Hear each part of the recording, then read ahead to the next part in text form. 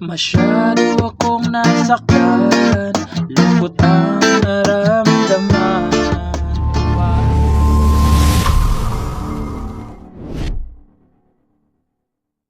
Hello mga ka-idol! So ngayon meron na naman akong ituturo sa inyong magandang kanta. So yung title pala nito ay yung Baby I Love You by J Brothers. So itong tutorial natin is gagawin natin siyang reggae version. Okay, so kung gusto niyo ng strumming, no, hanapin niyo na lang dyan sa mga video natin. Kasi dito sa tutorial natin is gagawin natin siyang reggae. Okay, so dito po tayo sa reggae pattern. So yung reggae pattern natin is magiging dalawang klase. Okay? So, magiging dalawang klase. So, yung una muna is ganito lang, bass. Naisasama nyo lang lagi mga ka-idol yung string, para medyo maganda yung tunog. So, ayan, bass. Strum down. Bass. Yung bass na pangalawa is normal na lang.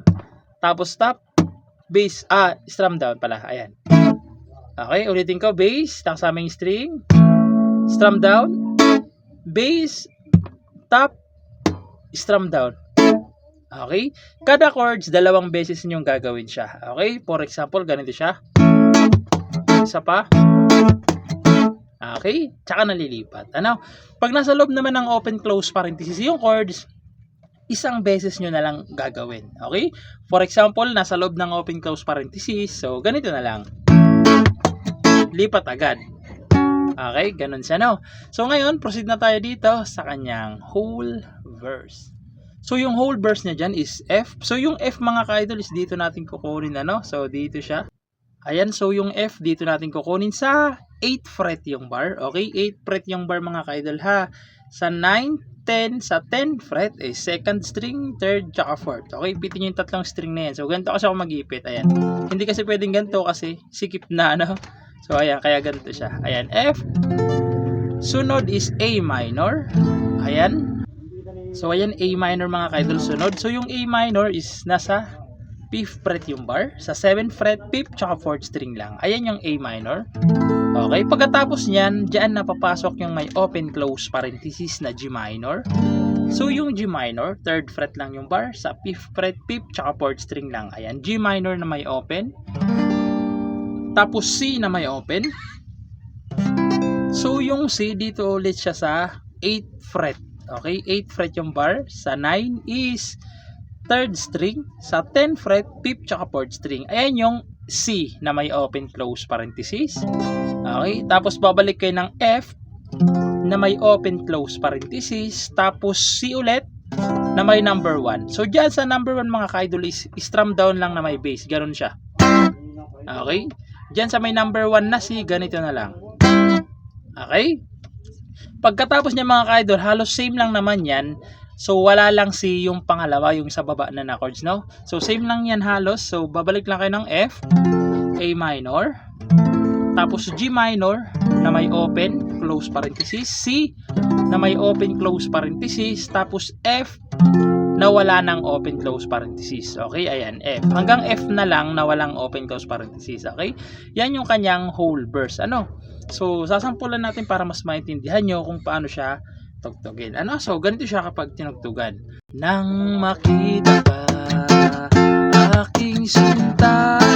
Tapos yung may open, sinabi ko sa sarili, ikaw na nga.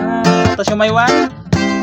Okay. Tapos sa baba naman, ngunit nalaman ko ang iyong puso na mayroon na palang nagmamay-ari nito.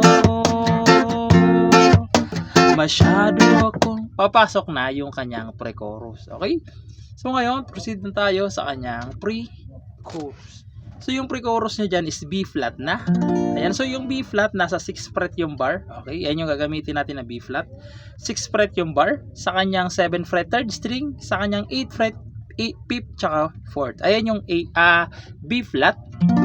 Tapos sunod is B flat minor. So yung B flat minor mga ka-idol, 'di ba naka B flat kayo? Aalisin niyo lang 'to sa 7th fret na 3rd string. Ayan. Ayan na siya. B flat minor na siya. May mga open close parenthesis pala yan mga ka-idol, no? Yung B flat tsaka itong E flat may open close parenthesis. Tapos pupunta kayo ng A minor na may open rin. Tapos D minor, na may open close parenthesis din. So yung D minor nasa 5th fret pa rin yung bar sa kanyang 6 is second string. 7th fret, 4th tsaka 3rd. Okay, ayan, D minor na may open. Tapos pupunta kayo ng G minor na wala ng open close parenthesis. Tapos C na walang open na rin. Okay, yan yung kanyang pre-chorus. Ano? So ganito siya kapag sinampulan. Masyado akong nasaktan, lungkot ang naramdaman.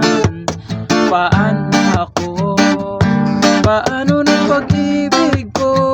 Tapos chorus, baby I love. Papasok na yung kanyang chorus. Ano? So ngayon proceed na tayo sa kanyang chorus. So dyan mga kaidol sa chorus, no, kung mapapansin nyo, halos lahat ng chords is nasa loob na ng open close parenthesis. Meron lang isang chord na may number 1. Ano? So yung chords ng chorus dyan is F, A. So yung A nasa 5th fret yung bar, sa 6th fret 3rd string, sa 7th fret 5th tsaka 4th string. Ayan, A, tapos B flat, tapos F, tapos isa pang F. So dinoble ko yung F para hindi kayo malito.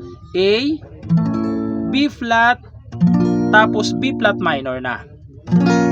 Okay? Pagkatapos niyan, yung sa babang chords naman, pupunta na kayo ng A minor, D minor, G minor, C, F, C na may number 1. Okay? So itong may number 1 lang na si mga ka-idol yung naiba. Okay? Lahat yan nasa loob na ng open close parenthesis. Ano? So ganito naman siya kapag kinantahan sa chorus. Baby I love you, mahal kita. Sa pa, love you, walang iba. Yung may A minor na, magpakailanman, sana'y malaman mo, baby I love you. Tapos yung C na may 1, umaasa pa rin. Tapos, verse ulit. Okay? Babalik kayo sa verse. So, yun lang naman. Sana naintindihan nyo itong tutorial natin at nagustuhan nyo. And good luck sa bago nyong matututunan.